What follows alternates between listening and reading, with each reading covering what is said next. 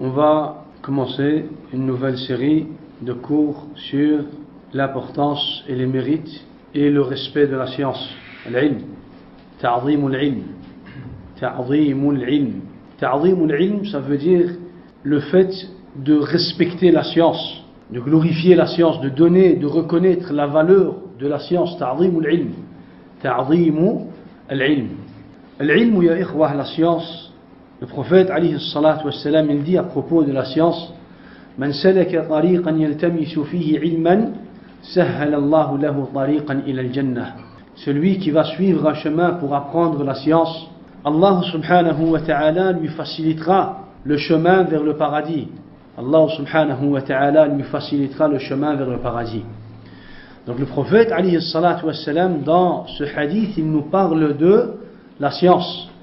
Il nous parle de la science et il nous dit que celui qui suit un chemin pour apprendre l'ilm, Allah subhanahu wa ta'ala va lui faciliter le chemin vers le paradis.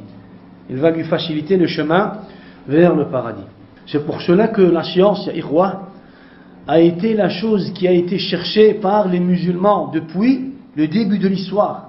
Les musulmans, depuis l'époque du prophète alayhi salatu wassalam, as-sahabatu ridwanullahi alayhim, les musulmans, depuis le début de l'histoire, ils ont toujours cherché à apprendre la science, à obtenir cette science. Ils ont voyagé pour cette science. Ils ont fait de grands efforts pour obtenir, pour apprendre cette science. Pourquoi? Parce qu'ils avaient compris que c'est par la science, par l'ilm, par la science qu'ils vont pouvoir obtenir le bonheur ici sur terre et dans l'au-delà. Ils avaient compris que le seul chemin d'être heureux ici sur terre, c'est le chemin de la science. C'est avec la science qu'on va obtenir la joie, le bonheur ici sur terre et dans l'au-delà. Ils ont fait de grands efforts pour pouvoir obtenir cette science, ya ikhwah. Pourquoi? Parce qu'ils avaient compris que la science est la meilleure chose que l'homme peut chercher ici sur terre, peut obtenir ici sur terre. La meilleure chose, après le tawhid d'Allah subhanahu wa ta'ala, après l'iman billah, après l'islam, après la guidance, après al-hidayah, la meilleure chose que l'homme, que le musulman peut obtenir ici sur terre, c'est quoi? C'est l'ilm, ya ikhwa. L'ilm, c'est pour cela, les savants ont dit huwa ashrafu mawjoud. C'est la meilleure chose. Les ulama ont dit, c'est la beauté du musulman. La science, c'est la beauté du musulman. Hilyatu al-akabir. Hilyatu al-akabir. Al-hilya, c'est la beauté, ya ikhwa. La beauté, les ulama ont dit, il y a al-hilya al-batina et al-hilya al-zahira. La beauté intérieure, qui est la beauté du cœur, et la beauté extérieure, qui est la beauté du corps. La science embellit ton cœur et ton corps. Le musulman, subhanallah, avec la science, il embellit son cœur et son corps. C'est pour cela que les ulama ont dit hilyatul akabir, hilyatul muslim. C'est la beauté du musulman. L'ilm, c'est la beauté du musulman. Man mala ilayhi na'ima. Celui qui va se pencher vers la science, ou qui va suivre le chemin de la science, il obtiendra beaucoup de bien. Il obtiendra beaucoup de bien. Et celui qui va obtenir la science, il aura obtenu un grand butin. Et celui qui va se soumettre à la science, il sera sain et sauf. Il sera sauvé de tout mal. Subhanallah. Ils ont dit, celui qui va se pencher ou qui va suivre le chemin de la science, il obtiendra beaucoup de bien ici sur terre. Par la science, par la bénédiction de la science. Parce que la science, c'est la révélation d'Allah Azza wa Jal. Quand on parle de la science aujourd'hui, on parle de la révélation d'Allah Azza wa Jal, du message d'Allah, des paroles d'Allah et des paroles du prophète alayhi salatu wassalam. Celui qui va suivre le chemin de la science, il obtiendra de grands biens ici sur terre. Et celui qui va obtenir la science, Allah Azza wa Jal, il va lui faciliter et il va lui apprendre. Il va lui donner une part de sa science, une part de l'kitab ou sunnah, il aura obtenu un grand butin, subhanallah. Et celui qui va se soumettre à la science, il sera sauvé de tout mal, subhanallah. لو كان سلعة تباع لبذلت فيه الأموال العظام. Les savants ont dit, si on aurait pu obtenir la science avec de l'argent, de grosses sommes auraient été dépensées pour obtenir la science. Et si on aurait pu acheter la science avec de l'argent, les gens auraient dépensé, les ulama, les musulmans, talabatul ilm, ils auraient dépensé toute leur fortune pour pouvoir obtenir cette science. Tellement ça a de la valeur. Tellement ça a de la valeur et tellement c'est plus important que quoi? Que l'argent.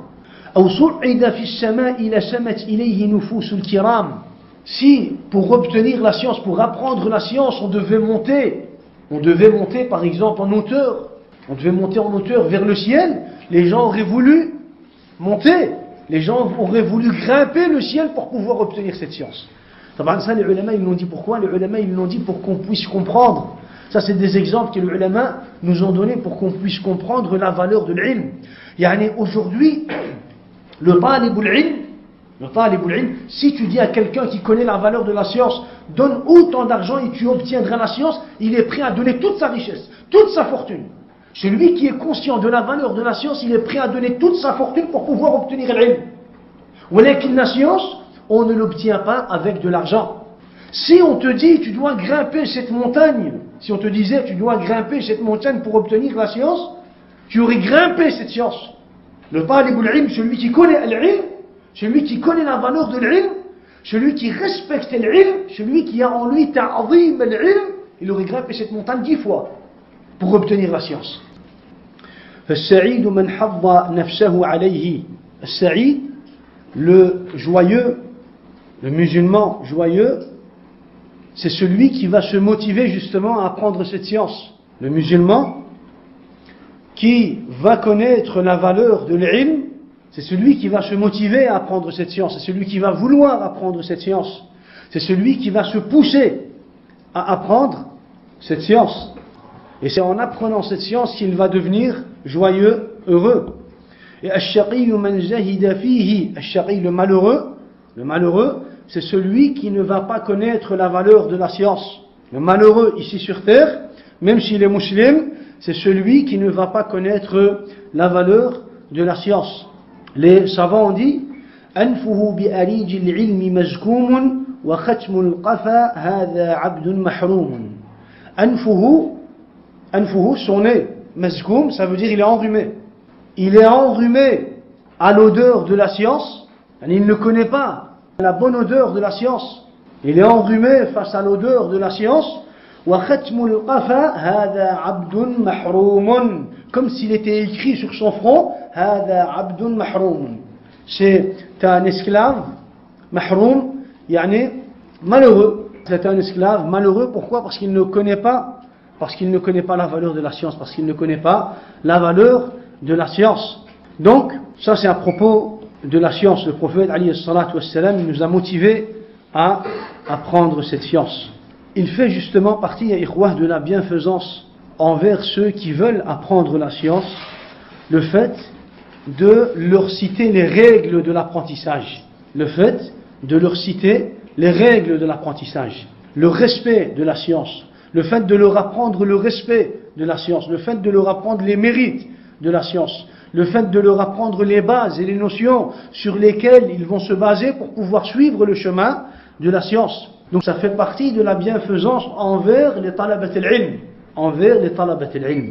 Et c'est pour cela, les savants ont rédigé des livres à propos de cela. Ils ont rédigé des livres à propos de ce sujet, de comment apprendre la science, de comment respecter la science, de comment suivre le chemin de la science. Les savants ont écrit des livres sur cela, à propos de cela. Donc, al-muhim, ya ikhwa, إن حظ العبد من العلم موقوف على حظ قلبه من تعظيمه وإجلاله. Ce qu'on doit savoir, c'est que le musulman n'obtiendra de la science que si son cœur donne de la valeur, que si son cœur respecte et donne et glorifie la science. Et c'est en fonction de la glorification de ton cœur envers la science que tu obtiendras de la science. Donc le musulman, il n'obtiendra de la science que si son cœur connaît la science, la valeur de la science, glorifie la science, et il n'obtiendra autant de science que selon la glorification de son corps. Ça veut dire que si son cœur glorifie la science à un degré bien précis, il obtiendra autant de science. Il obtiendra autant de science. C'est en fonction de son cœur. C'est en fonction de son cœur. Celui qui a ta'zim al-ilm, celui qui va glorifier la science, qui va connaître la valeur de la science d'une façon parfaite, il va obtenir une science parfaite. Celui qui va négliger la glorification de la science, il va obtenir une science selon quoi? Selon l'importance que lui ressent dans son cœur. Vous savez quoi? Donc tout commence par quoi? Tout commence par le cœur. فاعلم أن العبد إنما يقطع منازل السير إلى الله بقلبه وهمته لا ببدنه. Il dit, tu dois donc savoir que l'abd, que l'esclave, il suit le chemin vers Allah subhanahu wa ta'ala avec son cœur et sa volonté et non avec son corps.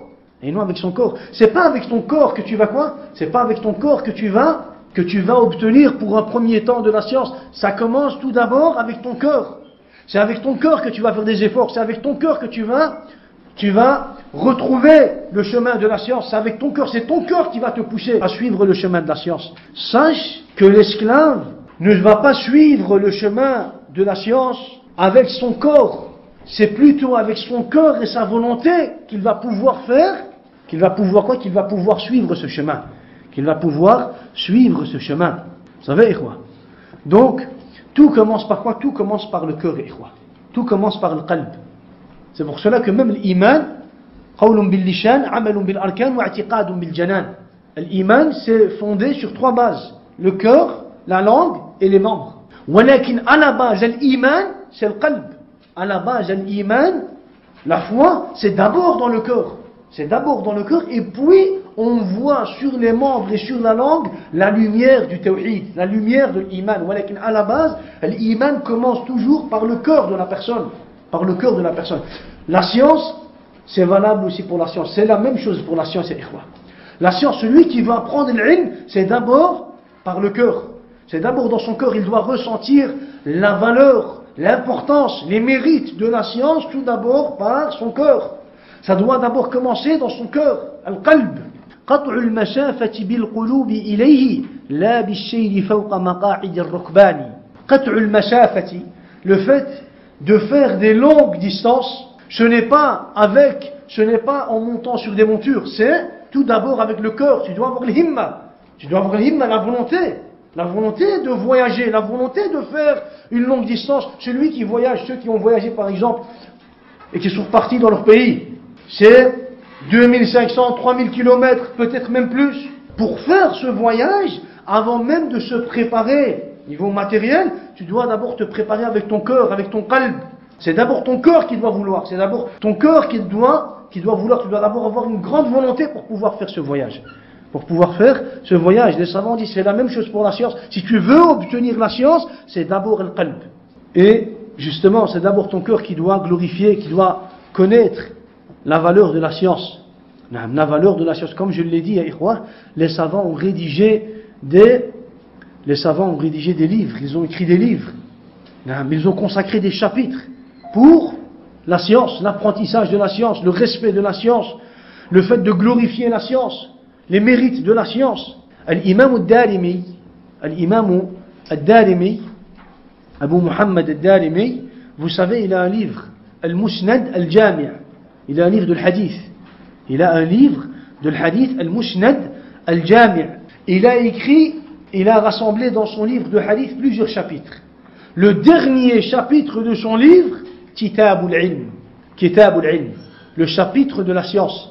Et dans ce chapitre, il te cite des bases, des notions, des règles que tu as besoin pour apprendre la science. Et comme s'il voulait te dire, tu as lu mon livre, tu es arrivé au dernier chapitre, n'oublie pas que si tu ne connais pas, tu ne respectes pas, tu ne glorifies pas l'ilm, la science, tu ne pourras comprendre et tu ne pourras obtenir cette science.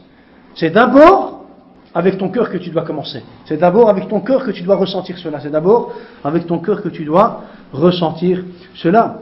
Donc tu dois savoir les règles, les bases, les notions de l'apprentissage de cette science. On n'apprend pas l'ilm, plus précisément cette science religieuse, l'islam, le Coran, la sunna, l'aqida, le fiqh, le tafsir, le fiqh, le hadith, le mustalah al hadith, le shira. On n'apprend pas cette science comme on le veut. Ça a des règles, des notions, des bases que les savants ont citées. On a besoin de comprendre cela. On a besoin de comprendre cela. ولكن c'est pour cela qu'Allah subhanahu wa ta'ala dit ولكن كونوا ربانيين بما كنتم تعلمون الكتاب وبما كنتم تدرسون. ولكن soyez plutôt rabbaniyin. Abdullah ibn Abbas il dit être rabbani, c'est le fait d'apprendre la petite science avant d'apprendre la grande science.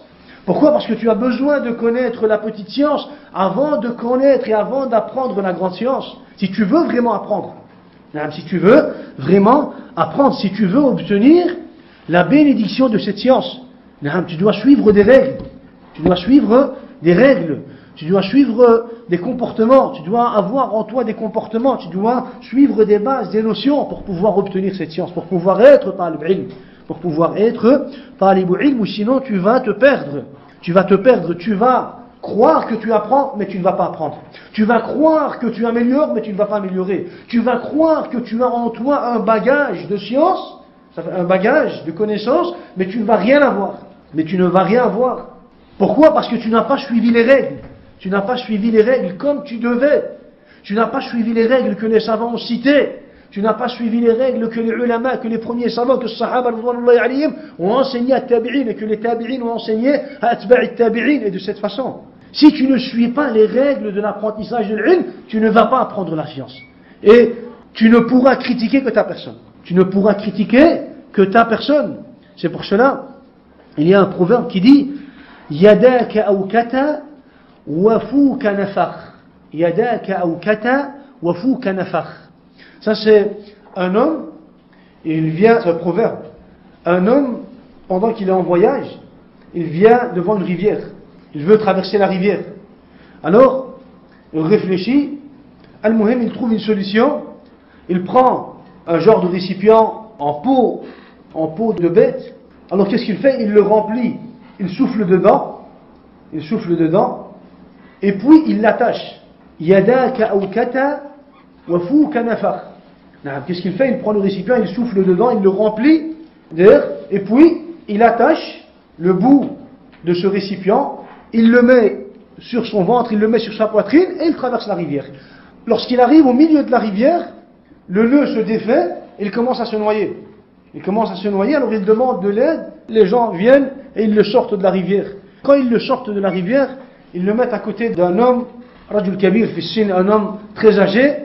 Alors cet homme, celui qui a coulé, celui qui a traversé et qui a été sauvé par les gens, il commence à se plaindre, il commence à crier. Alors, le vieux, Cheikh al-Kabir, il lui dit Yadaka awkata wa fuka nafakh. C'est tes deux mains qui ont fait le nœud et c'est ta bouche qui a soufflé.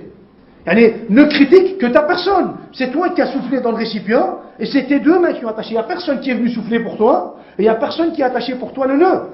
N'en veux qu'à ta personne, ne critique que ta personne. Subhanallah. Donc celui qui ne va pas suivre, les ulama ont dit, ça c'est un proverbe qu'on utilise pour celui qui va faire quelque chose de lui-même.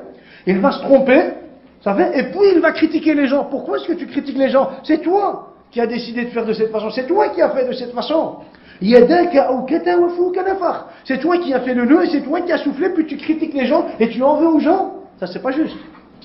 Donc les ulama ont dit, c'est valable aussi pour celui qui va vouloir apprendre la science. Il va passer des mois, des années à apprendre la science. Il va se retrouver 10 ans après, 15 ans après, il va se retrouver autant de mois après sans science. Pourquoi? Comment se fait-il? Est-ce que c'est possible? C'est possible. Comment se fait-il?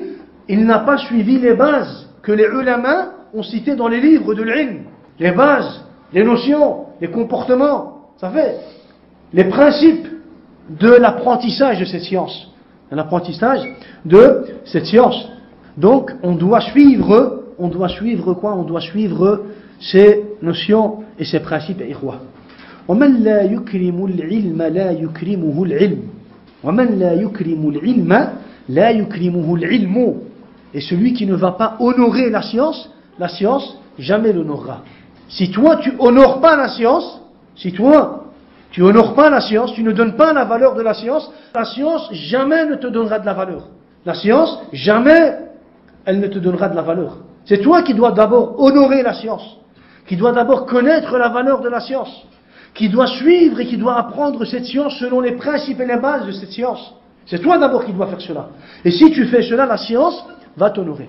La science va t'honorer. Vous savez? Et on va donc citer, Inch'Allah, dans cette série de cours, 20 principes. 20 principes, et que les savants ont cités. On ne va pas détailler, on va citer 20 principes dans cette série, Inch'Allah, de cours. C'est des principes que les savants ont cités dans des livres. C'est des principes que le talibul ilm a besoin pour apprendre la science. C'est des principes sur lesquels le talibul ilm va construire sa science. Il va construire sa science. Vous savez quoi? Donc on ne va pas forcément, on va dire, détailler. Pourquoi? Parce que l'objectif de ce cours, c'est quoi? C'est de rappeler, parce qu'on avait déjà parlé plusieurs fois, que ce soit moi ou que ce soit, on va dire, Cheikh Khalid, on a déjà expliqué plusieurs fois le comportement de talibul ilm, et on a déjà lu ensemble, on va dire, plusieurs livres en ce sujet. Walakin, ici c'est seulement un rappel. C'est seulement un rappel. On va citer 20 comportements, Inch'Allah, 20 principes, 20 comportements, moi-même, tu dis 20 notions, tu appelles cela comme tu veux. Les savants disent, vaut mieux citer un peu et que ça reste, vaut mieux que ça soit peu et que ça reste, que ça soit beaucoup et ça ne reste pas dans ton esprit. Ça ne reste pas dans ton esprit. C'est pour cela que les 20 chapitres, on va les citer en résumé, on va expliquer, ça va toujours être un résumé, Inch'Allah. Ici, quand on parle de la science aussi, quand on cite la science, on doit savoir qu'on parle de la science utile, al-ilm al-nafi'. D'office, quand on parle de la science, c'est al-ilm al-nafi', c'est la science qui est utile. La science qui est utile, c'est la science qui protège l'abd, le musulman, de commettre le haram. La science utile, c'est la science qui va éclaircir, qui va illuminer ton chemin vers le paradis. C'est la science qui va te montrer al-halal comme halal et le haram comme haram. C'est la science qui va te protéger de commettre du shirk et du kufr. C'est la science qui va te protéger de tomber dans quoi? Dans al-muharramat. C'est la science qui va te motiver à adorer Allah subhanahu wa ta'ala et à suivre le chemin du paradis. L'ilm al-nafi'.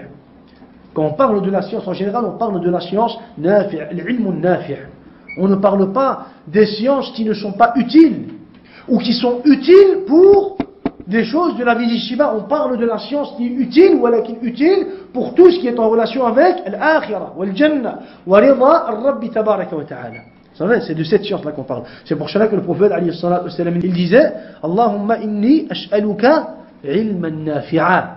Allahumma, je te demande une science utile, nafi', utile, qui va mettre dans mon cœur la crainte d'Allah, la piété d'Allah, qui va faire en sorte que je vais me soumettre à Allah, qui va faire en sorte que je vais pouvoir vivre la religion d'Allah. Le prophète, alayhi salatu wa salam, il a invoqué aussi Allah en disant, Allahumma inni a'udhu bika min ilmin la yanfa'. Allahumma, je te demande protection d'une science qui ne va pas être utile. Une science qui ne va pas être utile. Donc, lorsqu'on parle de la science, on parle de la science qui est utile. Et la science qui est utile, à la base, c'est quoi?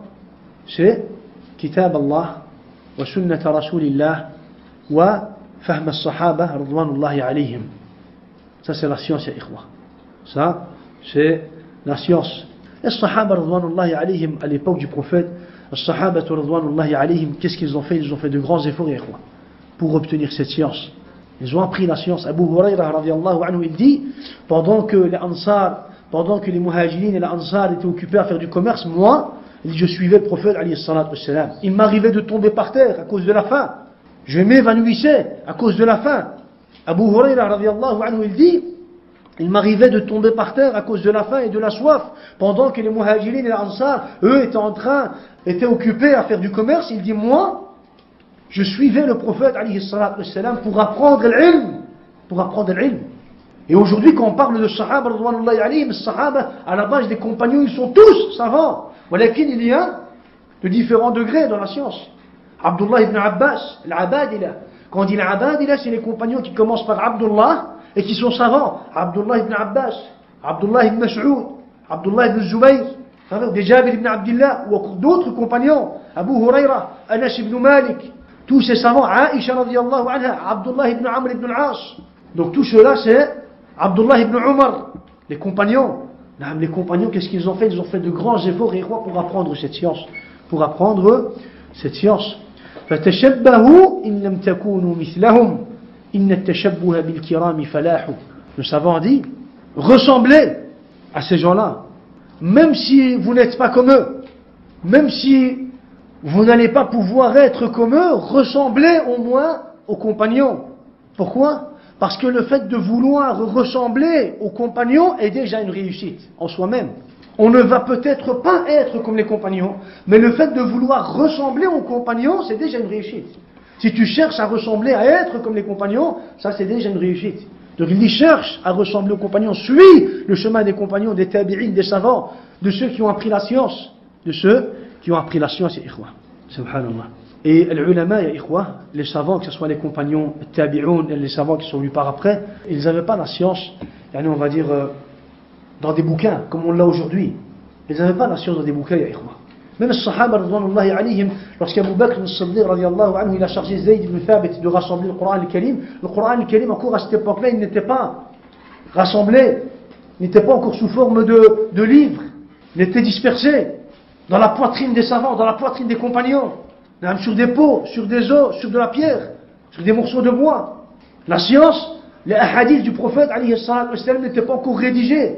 Les hadiths du prophète se trouvaient dans la poitrine des savants, des gens. Talabatul ilm devait voyager pendant des mois et des mois pour trouver la science, pour écouter un hadith, pour trouver un savant, pour poser une question, pour entendre un hadith, pour être sûr que ce hadith existe, pour être sûr qu'il y a un hadith qui parle de ce chapitre dans la prière. Subhanallah. Les savants, ils ont voyagé et ils se sont fatigués.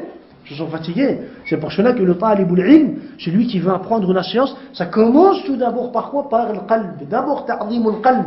D'abord tu dois ressentir cela avec ton cœur, tu dois connaître cela avec ton cœur. Je vais vous citer un exemple, c'est l'exemple de Baqi ibn Makhlad. Baqi ibn Makhlad. C'est à l'époque de l'imam Ahmad ibn Hanbal. L'imam Ahmad ibn Hanbal, après fitnat khalq al-Qur'an, l'imam Ahmad ibn Hanbal, après la fitna de khalq al-Qur'an, le khalifa de son époque, celui qui a allumé le feu de cette fitna, il a interdit à l'imam Ahmad ibn Hanbal de donner des cours. Il a interdit à l'imam Ahmad ibn Hanbal de donner des cours, de transmettre les hadiths du prophète, alayhi salatu wassalam. Alors l'imam Ahmad ibn Hanbal, il s'est retiré chez lui. Et il a arrêté de donner cours. Il ne pouvait donner des cours ni à la mosquée, ni chez lui, ni en privé, ni en public, ni en privé. Donc il s'est retiré chez lui. Baqi ibn Makhlad, ya ikhwa, Baqi ibn Makhlad, c'est un des savants de l'Andalus. L'Andalus, ya ikhwa. Baqi ibn Makhlad, c'est un des savants qui a le plus grand musnad. Vous savez, on pourrait même dire que c'est le savant qui a le plus grand musnad dans la science de l'hadith. Le musnad, c'est quoi? Le musnad, c'est un genre de livre de l'hadith. Al-Sunan, Al-Jawami', Al-Ma'ajim. Vous savez, ça c'est des genres de livres de hadith. Al-Sihah, quand on dit Al-Sihah, Sahih Bukhari, Sahih Muslim, Sahih Ibn Khuzaymah. Vous savez, Al-Sunan, Sunan Abi Daoud, Sunan Tirmidhi, Sunan Ibn Majah et Sunan Al-Nasa'i. المسند مسند الإمام أحمد مسند الدارمي الجامع جامع الترمذي جامع الدارمي vous savez المعاجم ça c'est à chaque fois des genres, c'est des livres de hadith qui ont été écrits de façon différente. À chaque fois c'est le savant, qu'est-ce qu'il a fait? Il a écrit, il a rassemblé, il a écrit ce livre d'une façon bien précise. Et les savants, ils ont donné à chaque fois un nom bien précis pour la méthode qui a été utilisée par ce savant. On va pas dire par exemple Sunan al-Bukhari, c'est pas juste. Pourquoi? Parce que quand tu dis Sunan, ça parle d'un sujet bien précis. Donc, le savant, on pourrait même dire que Baqi ibn Makhlad, c'est le savant qui a le plus grand musnad. Le plus grand musnad, subhanallah. Baqi ibn Makhlad, il a quitté l'Andalus. Et il a voyagé jusqu'à Bagdad pour rencontrer l'imam Ahmad ibn Hanbal.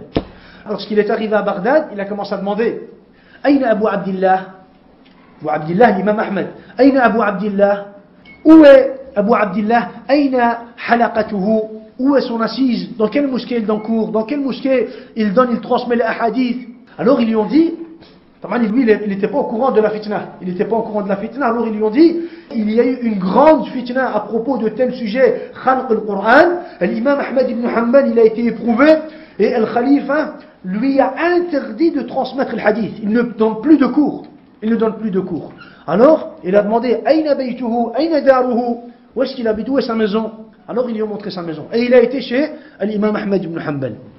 Alors, lorsqu'il est arrivé, il dit, فَذَهَبْتُ إِلَيْهِ وَطَرَقْتُ عَلَيْهِ الْبَابِ. Lorsque j'ai su sa maison, j'ai été chez lui et j'ai toqué à la porte. وَقُلْتُ, alors il est sorti, l'imam Ahmad ibn Hanbal, il est sorti, il a ouvert la porte. Je lui ai dit, أَنَا طَالِبُ عِلْمٍ أَتَيْتُ مِنَ الْمَغْرِبِ. Je suis un طالب علم, un étudiant, et je suis venu de Maghrib. Je suis venu de Maghrib. Alors l'imam lui a dit, min Afriqiya. Alors il a dit là, est-ce que tu viens de l'Afrique? Quand il a entendu le Maghrib, il a dit, est-ce que tu viens de l'Afrique? Il a dit là, ab'ad, encore plus loin.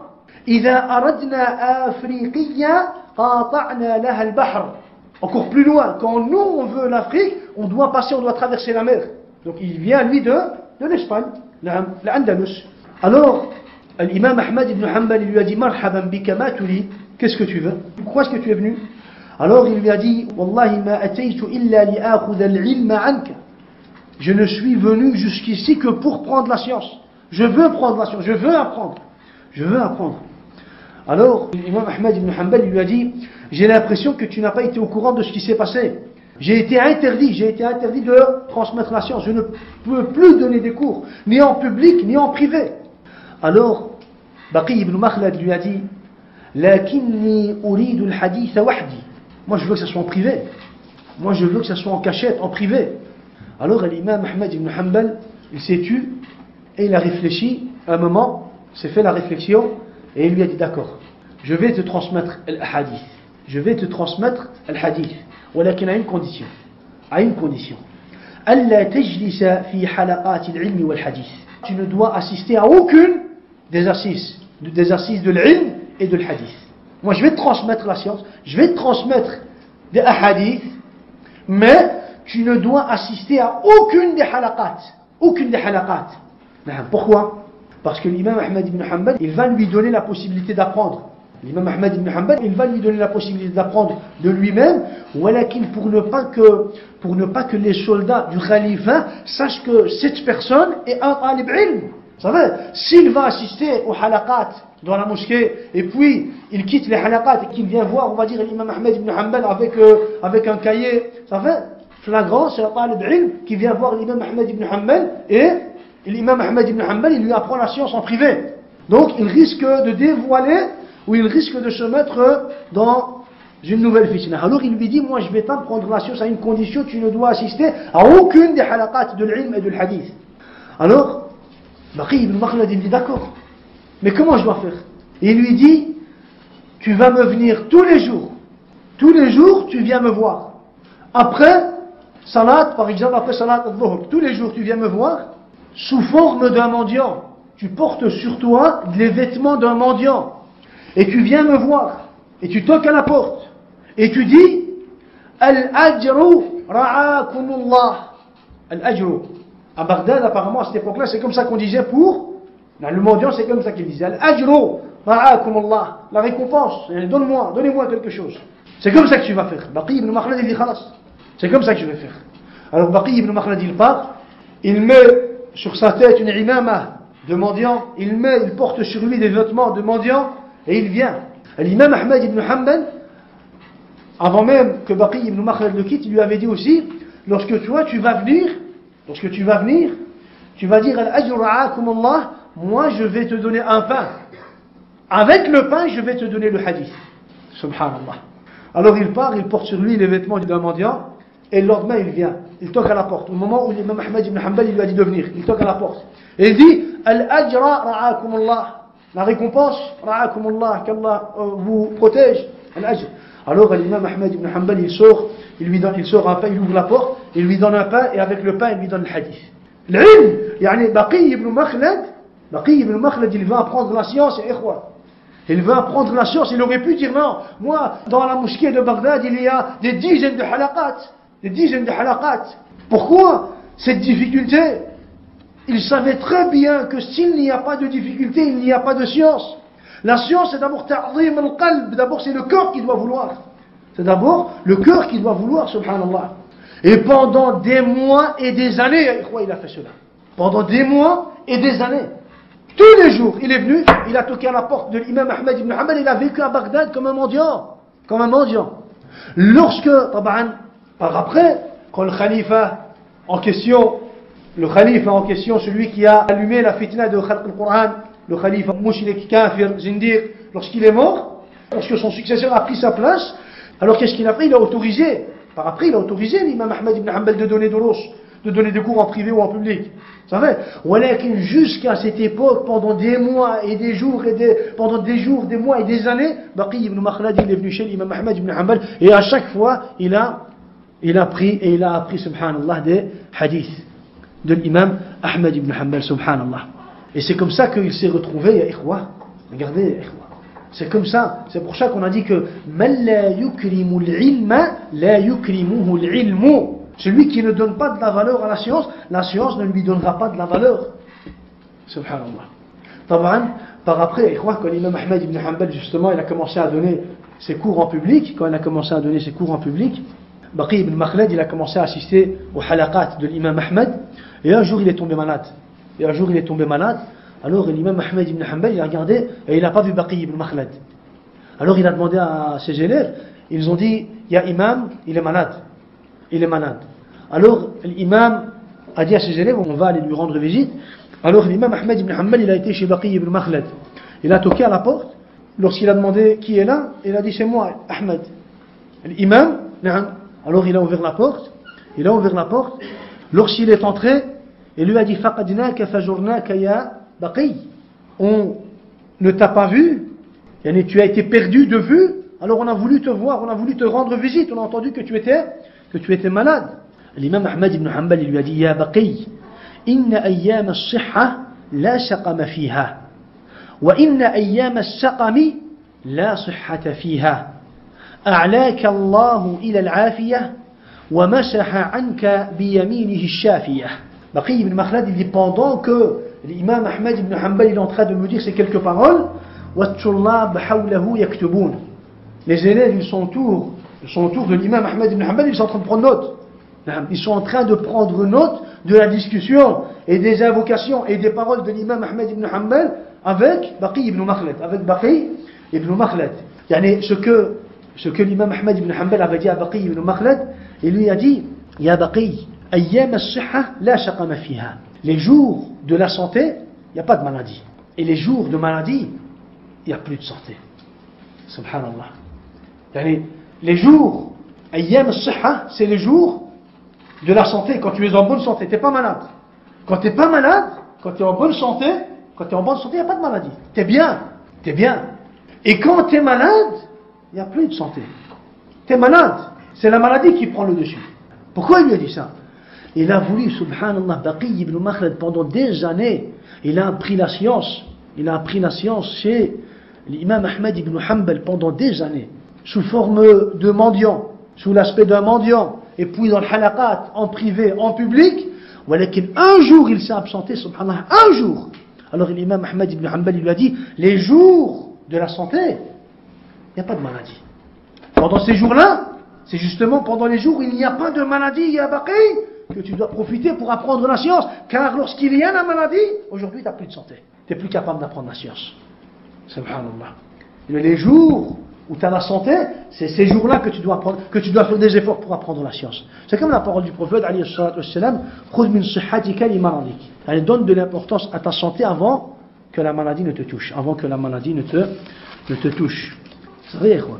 Donc ça c'est, on va dire, une introduction sur la science, l'importance de la science. La première règle, تطهير وعاء العلم. تطهير وعاء العلم. الوعاء c'est un récipient. الأوعية c'est les récipients. الوعاء c'est le récipient. تطهير c'est la purification. La purification du récipient de la science. Première base, premier principe, première base, c'est le fait de purifier. Tathiru wi'a'il ilmi, c'est le fait de purifier le récipient de la science. Le récipient de la science, c'est là où va se trouver la science. C'est là où va se trouver la science. Où va se trouver la science?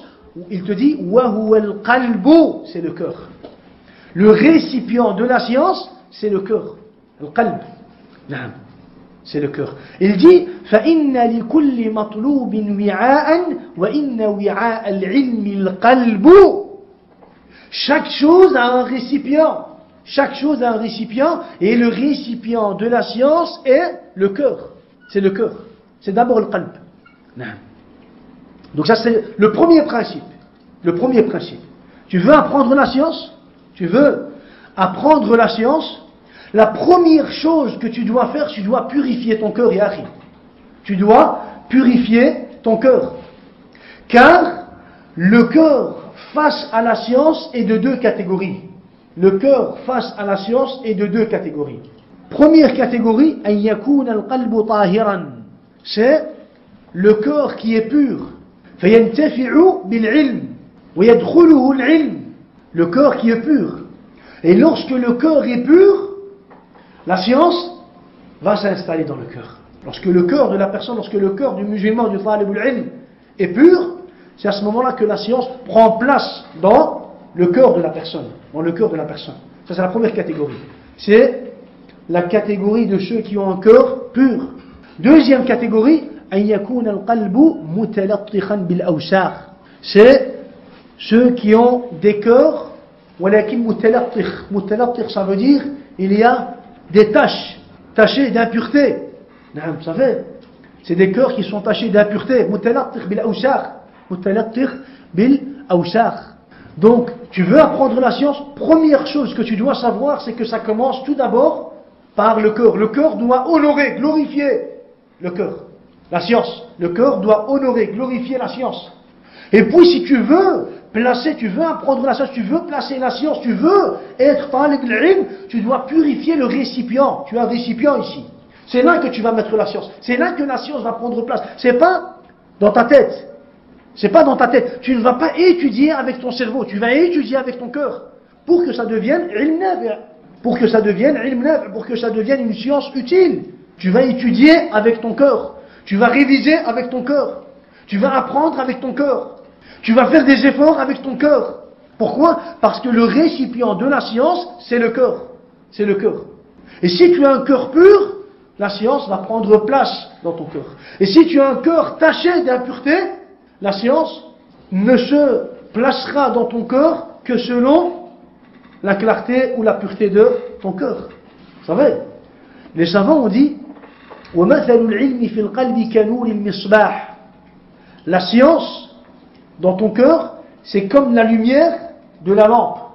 La science dans ton cœur, c'est comme la lumière de ta lampe.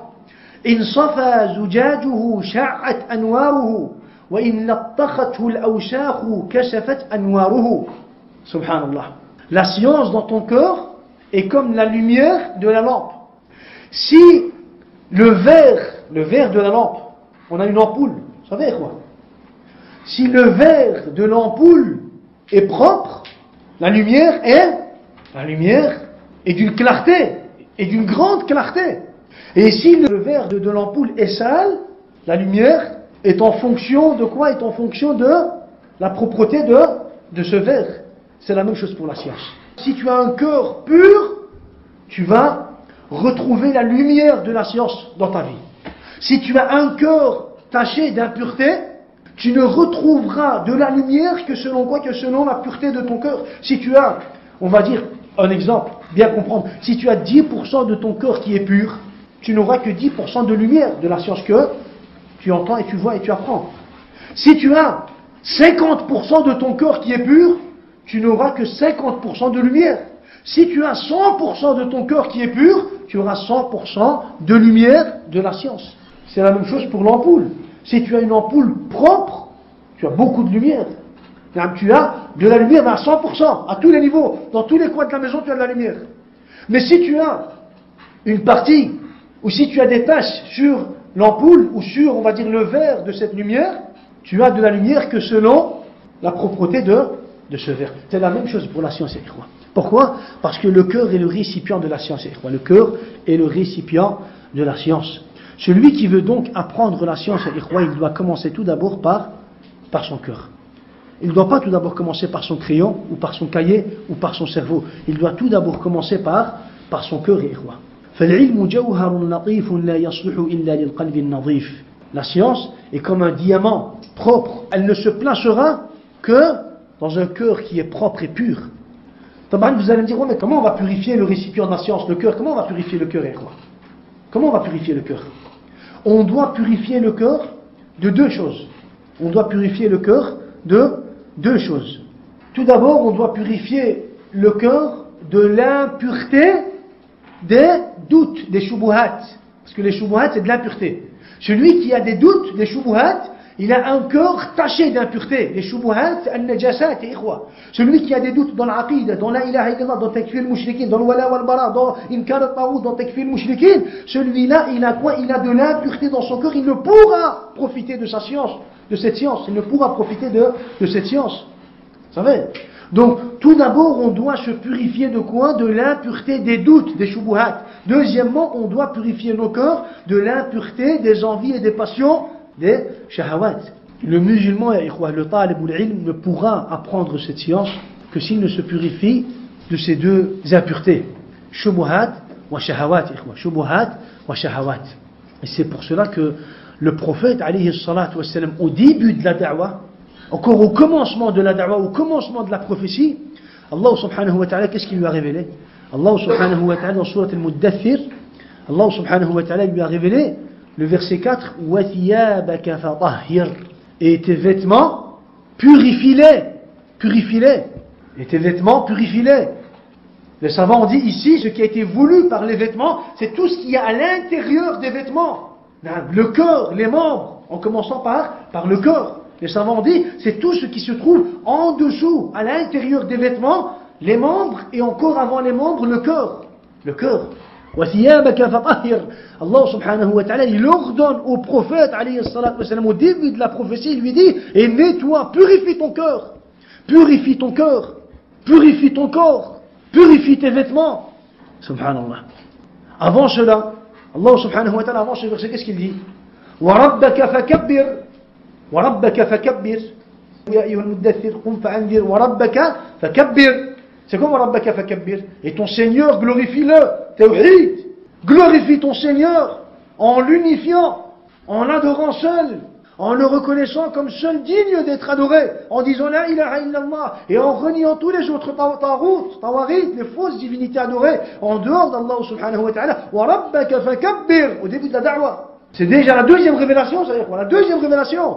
وَرَبَّكَ فَكَبِّرْ. Glorifie ton Seigneur. Tout de suite après, purifie ton cœur, tes membres, tes vêtements. Purifie-toi. Parce que tu vas recevoir une science, une révélation de la part d'Allah azza wa jal. وَثِيَابَكَ فَطَهِّرْ. Et puis tout de suite après, وَالرُّجْزَ فَهْجُرْ. وَالرُّجْزَ فَهْجُرْ. الرُّجْز, c'est الشirk, et c'est les statues, et c'est tout ce qui est, on va dire, mukhalif, ou tawhid. Et éloigne-toi de tout ce qui est quoi? Éloigne-toi des statues, de l'adoration des statues. Donc, le prophète, alayhi salatu wassalam, Allah subhanahu wa ta'ala, lui a ordonné cela. Il lui a ordonné cela. De purifier son cœur et son corps. Donc, on doit purifier nos cœurs de toutes sortes de quoi? De toutes sortes de deux choses, de shubuhat et de shahawat. Walakin, les savants ont dit, usul najasat al-qalbi thalath. Les bases de l'impureté du cœur est de trois sortes. Les bases. Lorsqu'un cœur est touché par de l'impureté, sache que c'est une de ces trois choses. Ça provient d'une de ces trois choses. Najasatul shirk, l'impureté du shirk. Najasatul bid'ah, l'impureté des innovations. Et najasatul ma'siyah, l'impureté de la désobéissance. Le ma'siyah, les péchés. L'impureté du shirk, l'impureté des bid'ah et l'impureté du haram. L'impureté du haram. Tu ne dois pas seulement purifier ton cœur du shirk, tu dois aussi purifier ton cœur des bid'ah. Et tu dois aussi purifier ton cœur de l'muharramat, de tout ce qui est haram, de tout ce qui est haram. Pourquoi, les savants, à chaque fois, lorsqu'ils ont parlé des impuretés, pourquoi est-ce qu'ils ont cité à chaque fois al-bid'ah? Parce que les ulama ont dit al-bid'atu sharakul ishraki. Al-bid'atu sharakul ishrak. C'est quoi le sharak? Le sharak, c'est le piège, le filet. Vous voyez le filet qu'on jette pour piéger, pour attraper, piéger un animal, vous savez? Ou bien, ça c'est ce qu'on appelle le piège, on appelle sharak. Al-bid'atu sharakul ishrak. Le bid'a, c'est le piège du shirk. Le bid'a, c'est le piège du shirk. Shaitan, alayhi la'natullah, il va d'abord commencer par la bid'a pour faire tomber la personne dans le shirk. Et c'est toujours une bid'a qui a ouvert une porte à quoi? Qui a ouvert une porte au shirk. Qui a ouvert une porte au shirk. C'est pour cela que les savants ont dit al-bid'atu sharakul ishraki. Sharaku al-ishrak. Donc tu dois purifier ton cœur de ces trois impuretés, Et les savants ont cité comme exemple, ils ont dit إذا كنت تستحي من نظر مخلوق مثلك إلى وسخ ثوبك فاستحي من نظر الله إلى قلبك وفيه إحن وبلايا وذنوب وخطايا. Si tu es gêné qu'un homme voit l'impureté qui se trouve sur ton vêtement, tu es gêné de voir un homme par exemple, tu portes sur toi un vêtement sur lequel il y a de l'impureté, tu es gêné qu'un homme ou qu'une personne te voit avec ce vêtement sur lequel il y a de l'impureté, tu es gêné. Il dit, si tu es gêné du fait qu'un homme va te voir ou va voir sur tes vêtements de l'impureté, sois gêné d'Allah Azza wa Jal, celui qui va voir de l'impureté dans ton cœur, du haram dans ton cœur, le ma'siyah dans ton cœur, des bid'ah dans ton cœur, du shirk dans ton cœur. Il dit, si tu es gêné de l'homme parce qu'il va voir sur tes vêtements de l'impureté, sois gêné d'Allah parce que lui, il voit ce qu'il y a dans ton cœur comme impureté. Il voit si tu as dans ton cœur du haram, le ma'siyah, si tu aimes commettre le haram, si tu fais des bid'ah, si tu as du shirk, si tu as l'impureté, des shubuhat et des shahawat dans ton cœur. Allah subhanahu wa ta'ala, il voit cela, il dit sois gêné. Il dit sois gêné parce que le prophète alayhi salatu wassalam a dit dans le hadith rapporté par Abu Huraira, Inna Allah la yanzuru ila suwarikum wa amwalikum walakin yanzuru ila qulubikum wa a'malikum. Allah Azza wa Jal ne regarde pas vos formes et vos biens. Allah subhanahu wa ta'ala, il ne regarde pas ta forme. Il ne regarde pas tes biens, combien tu as de biens, ou bien ta forme. Allah subhanahu wa ta'ala, il regarde quoi? Ton corps. Ila qulubikum wa a'malikum. Il regarde ton corps et tes applications, ton cœur et tes applications. Donc c'est à toi de purifier ton cœur de toutes sortes d'impuretés, Vous savez, il dit, purifie ton cœur de toutes sortes d'impuretés et crains qu'il y ait dans ton cœur de l'impureté sans que tu t'en rendes compte. Crains. Il dit, aie peur du fait qu'il y ait encore dans ton cœur de l'impureté sans que tu t'en rendes compte. واحذر كمائن نفسك التي متى خرجت عليك كسرت كسر مهان. Il dit pourquoi? Il dit parce que l'homme, il peut avoir, s'il ne purifie pas bien son cœur des ma'siyah, du haram, des bid'ah et du shirk, il pourrait un jour, ce qu'il a gardé en lui comme impureté, pourrait un jour ressortir. Pourquoi on voit des gens qui apprennent le tawhid pendant 1 an, 2 ans, 3 ans, et puis on le voit, il commence à sortir les shubuhat. Shubha, 1 doute, 2 doutes, 3 doutes. Pourquoi? Parce qu'en réalité, quand il a commencé à apprendre le tawhid, il n'a pas purifié son cœur correctement. Il a gardé en lui des shubuhat. Lui, il a cru que son cœur, il était pur, mais en réalité, il ne l'avait pas purifié comme il devait le purifier. Alors il craint, fais attention. Aie peur d'avoir encore dans ton cœur des shubuhat ou des shahawat, que tu n'aies pas bien purifié ton cœur, parce que cela risque de ressortir un jour sans que tu t'en rendes compte. On voit des gens, ils sont sur l'istiqama, sur le chemin de la droiture, as-salah, la piété, la piété, encore autre chose, la piété, walakin, du jour au lendemain, on voit par exemple, qu'est-ce qui s'est passé? Du jour au lendemain, on le voit, il a dévié, il est tombé dans le muharramat. Pourquoi? Parce qu'en réalité, le jour où il avait purifié son cœur, ou le jour où il a commencé à installer dans son cœur l'ilm, il n'avait pas bien purifié son cœur. Il a gardé en lui des traces de muharramat, de l'impureté de haram, de l'impureté de shahawat, de l'impureté de shubuhat. Et cela est ressorti un jour. C'est pour cela, Allah subhanahu wa ta'ala, il regarde les cœurs. Ça veut dire quoi? Avant même de purifier ton corps, tu dois d'abord purifier ton cœur. C'est de ton cœur que ça commence. L'iman, le tawhid, le taqwa, le salah, la piété, tout commence de ton cœur. Tout. Tu dois donc te purifier, ou tu dois donc d'abord purifier ton cœur, ya akhi. D'abord ton cœur. Parce que le jour où ça risque de ressortir, on ne sait pas de quelle façon ça risque de sortir. On ne sait pas quel fitna risque de le faire ressortir. Ça, on ne sait pas. Et il y a autant de fitna, shahawat, shubuhat. On ne sait pas qu'est-ce qui va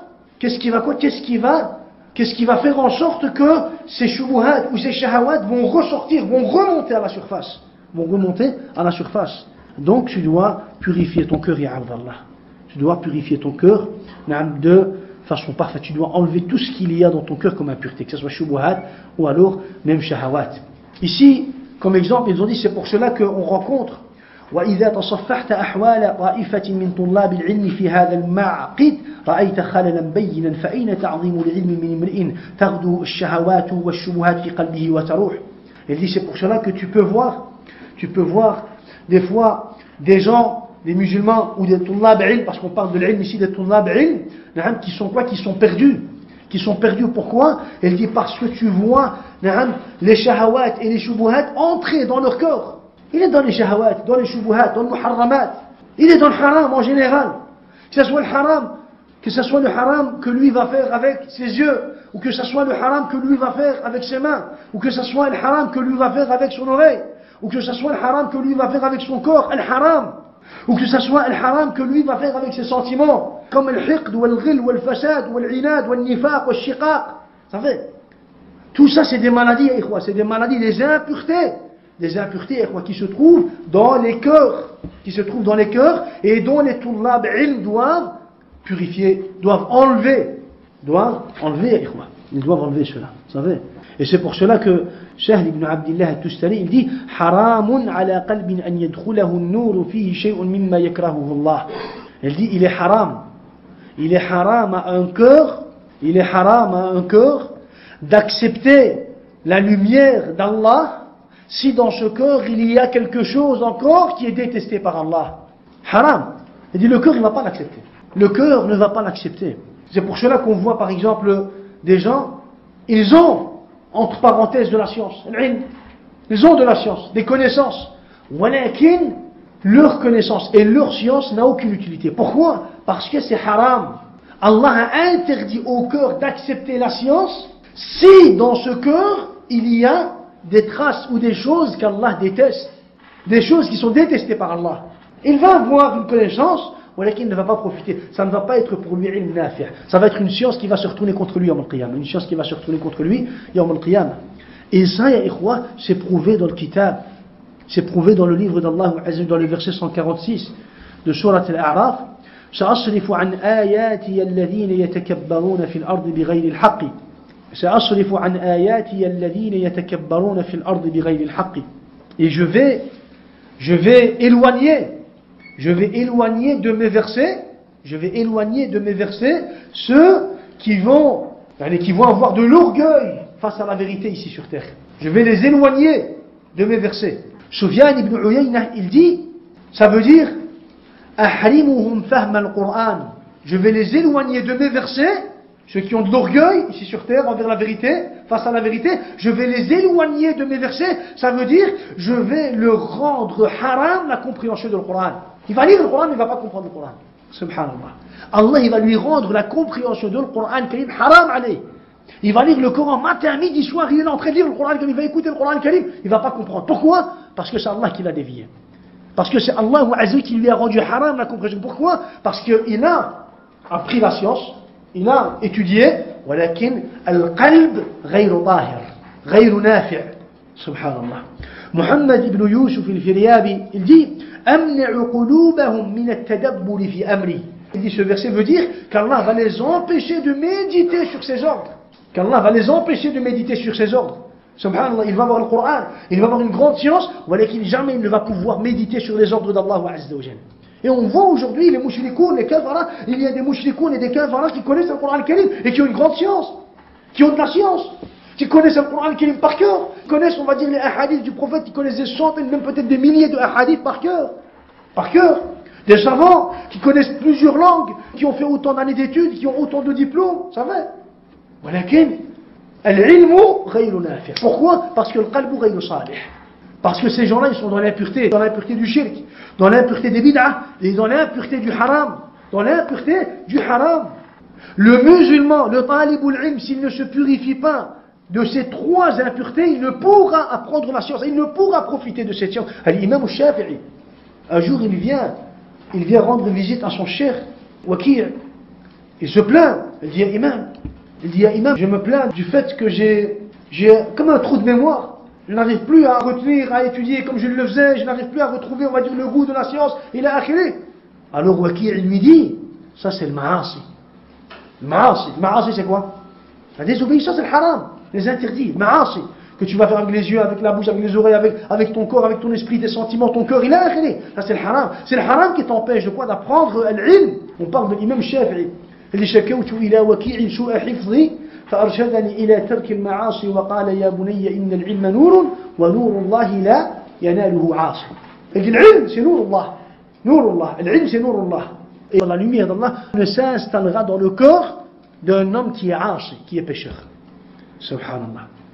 Imaginez-vous, subhanallah, il y a des gens qui passent des années et des années à prendre l'ilm juste parce qu'ils ne se sont pas purifiés de ces impuretés.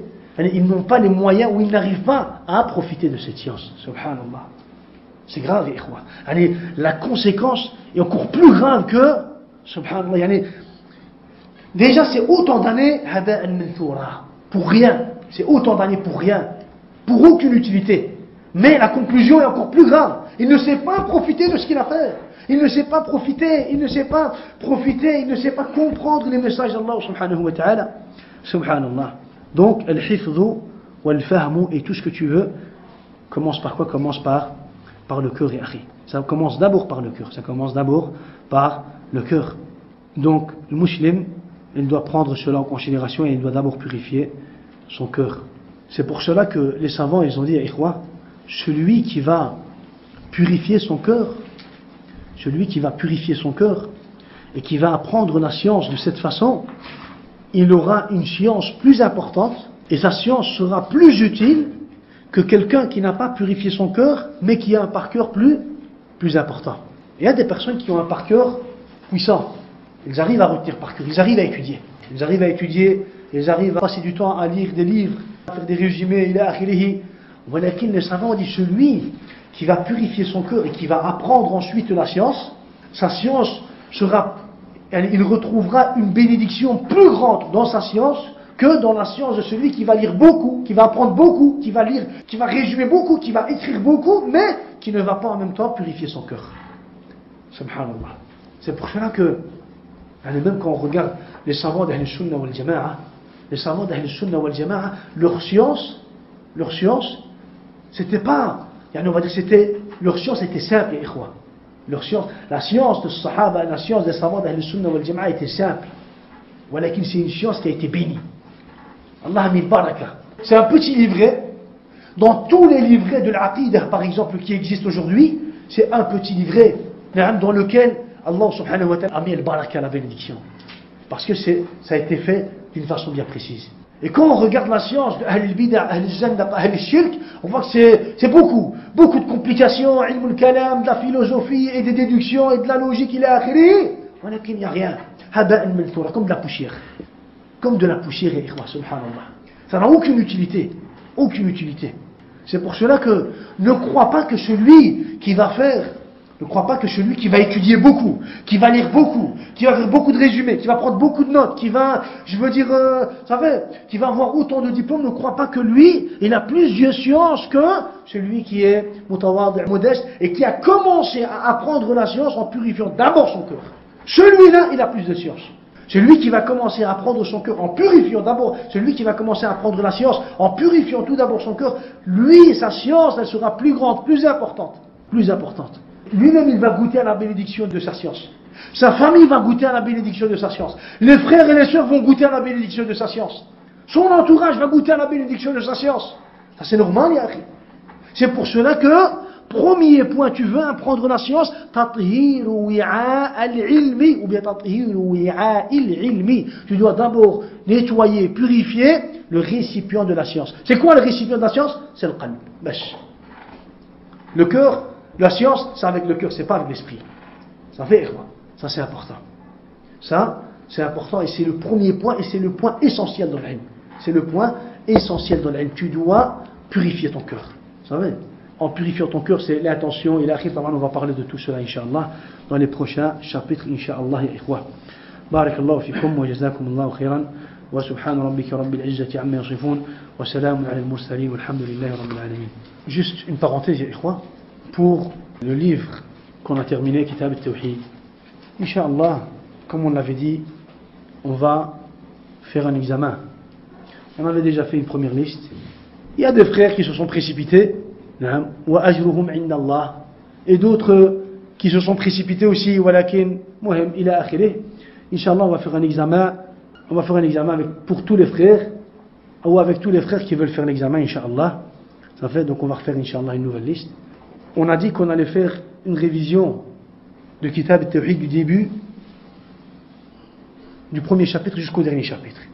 Walakin, pour le moment, vous vous chargez de réviser de vous-même, les ikhwa.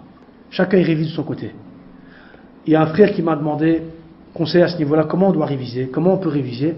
Tu révises, Yahri. Tu prends le livre, tu lis une fois le livre du début jusqu'à la fin, sans le sharh, sans les explications que je t'ai données. Tu prends le livre et tu lis verset, hadith, chapitre, verset, hadith, chapitre, verset, hadith, et tu lis le verset, et tu lis le livre. Comme ça, tu te reformes en toi-même une idée générale du contenu du livre. Quand tu vas le lire, tu vas te faire une idée des 6 premiers chapitres, après on a 10 chapitres, après on a... Ça fait, tu vas te faire une structure dans ta tête. Après tu prends tes explications et tu lis une fois toutes tes explications, juste une lecture. Tu lis, sans forcément commencer à étudier, à répéter, non, tu lis, sans bloquer sur ce qui est un peu difficile, tu fais une lecture. Comme ça, tu as aussi une lecture générale de ce qui est quoi? De l'explication.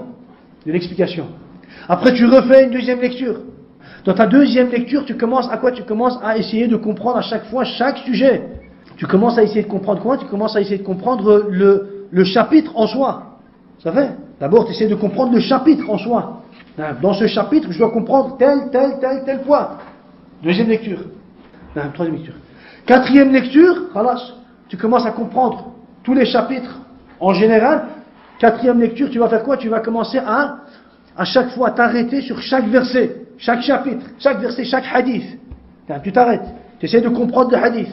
Et puis tu refais une lecture pour tout ce qui est compliqué, tous les khilaf, tous les mots qu'on a expliqués, on va dire qu'ils sont un peu, on va dire, ambigus, ou bien les shubuhat, auxquels on a donné des réponses, ça fait. Et c'est comme ça que tu fais muraja'a. Parce qu'après, on a dit, comment je dois faire muraja'a? Je ne sais pas comment je dois faire muraja'a. Alors, muraja'a, tu dois le faire de cette façon. Tu dois lire. Tu dois lire et relire et relire et relire. C'est ça, muraja'a de l'ilm. Muraja'atul ilm, c'est relire. Et répéter, et réviser, et relire encore une deuxième fois. Vous vous rassemblez à 2 et à 3, vous révisez ensemble. Marhaban bi, ça encore ziyada wa baraka. Chacun il y a un chapitre, chacun son tour. Walakin vous révisez d'abord de vous-même. Vous savez, vous révisez de vous-même. Je ne vous promets pas qu'il y aura une révision avant l'examen, walakin vous révisez de vous-même. Il y aura des assises. Des assises, ça veut dire qu'Inch'Allah, on va dire par exemple, tel jour c'est un jour de révision, donc les frères qui veulent réviser ensemble, ils viendront ici, chacun révise de son côté, et entre temps moi je serai présent, les frères qui n'ont pas compris certains points ou qui veulent que je réexplique certains points, ils me poseront leurs questions, je réexpliquerai, Allahu A'lam. Vous savez, voilà qu'une révision, la révision elle se fait chacun il révise de son côté, chacun il révise de son côté. Ça c'est le premier point, Inch'Allah, et l'examen, Allahu A'lam, fin septembre, Inch'Allah, fin septembre, Inch'Allah, début octobre, on fera l'examen, Inch'Allah. Kullu bi qadarillahi tabaraka wa ta'ala. Selon, on va dire, la facilité qu'Allah va nous donner, Inch'Allah. Vous savez, donc, ça c'est le premier point. Deuxième point, pour l'examen, pour les frères qui veulent participer à l'examen, tu ne participes à l'examen, tu ne pourras participer à l'examen que si tu as étudié les 6 premiers chapitres. 6 premiers, par cœur, en arabe et en français. En arabe et en français. Bah, tu commences et tu me termines. Et chacun va réciter. Commence du début, 6 premiers chapitres. Tu dois étudier. Et ça c'est pour toi, Yahri. C'est pour toi, tu dois étudier aussi. Les hadiths en arabe et en français. Tu dois étudier, tu dois connaître. Et puis, Inch'Allah, d'abord on fera l'examen de la récitation. Chacun il viendra réciter, Inch'Allah, on sera à 2, 3. Khalas. Après, une semaine après, 10 jours après, on verra comment on fera. Donc on va dire, vous avez fin septembre aussi, Inch'Allah, pour étudier. 6 chapitres, 6 chapitres. 6 chapitres, vous devez étudier par cœur, en arabe et en français. Talib ilm devant les mouchriquines, kafara zanadiqa, qui trouvent l'ilmat à midi soir dans leur batil, tu dois être fort, yahri. Parce que si tu présentes le tawhid, tu représentes le tawhid, tu dois être fort. Tu ne dois pas commencer à te faire une réflexion, à commencer à réfléchir comment je vais répondre, qu'est-ce que je vais faire. Non, tu réponds direct. Surtout dans le tawhid, dans tout ce qui est en relation avec le tawhid, tu dois être fort. Et si tu veux être fort, tu dois donner de la valeur. Et pour donner de la valeur, tu dois, et tu dois commencer aussi à étudier. Tu dois étudier, tu dois avoir l'ilm en toi, un bagage pour pouvoir profiter et faire profiter. Ça va? Donc ça c'est le par cœur et on va dire l'examen écrit, Inch'Allah. Ça va? Il y a une troisième partie de l'examen, Inch'Allah. Une troisième partie de l'examen, et ça c'est après les deux premiers examens, Inch'Allah. Ça c'est après avoir fait l'examen du par cœur et l'examen écrit. Il y a l'examen, on pourrait dire oral. Ça fait, entre parenthèses, oral, pas devant moi, mais devant les frères, Inch'Allah. Je devrais lui donner un chapitre et il devra venir l'expliquer, Inch'Allah, devant les frères. Entre minimum 3 minutes et maximum, même ça, on verra entre nous, on s'arrangera, Inch'Allah. Ça fait? Ça, on s'arrangera, il devra venir et il devra expliquer le chapitre, Inch'Allah. Ça fait, Inch'Allah, bi'idhnillah. Barakallahu fikum wa jazakumullahu khairan.